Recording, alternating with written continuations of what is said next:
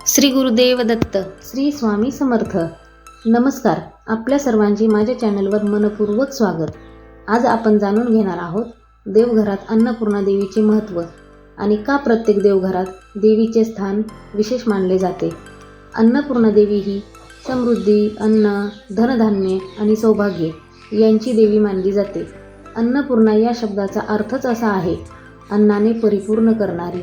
आपल्या घरात रोज बनणारे अन्न हे फक्त जेवण नसून ते देवीचे प्रसाद मानले जाते.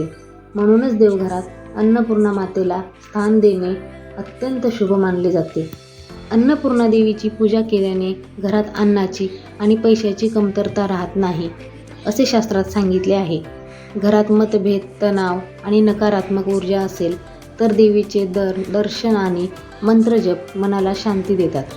विशेषतः स्वयंपाकघरात स्वच्छता ठेवणे, अन्नाचा अपमान न करणे आणि जेवणाआधी देवाला नैवेद्य अर्पण करणे ही अन्नपूर्णा देवीची सेवा मानली जाते.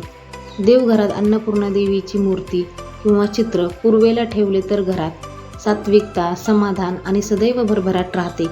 अन्नपूर्णा स्तोत्र किंवा ओम अन्नपूर्णे सदा पूर्ते हा मंत्र जपल्याने मनात कृतज्ञता आणि शांतता वाढते.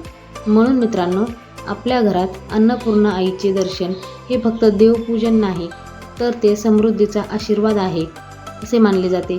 जय माता अन्नपूर्णा.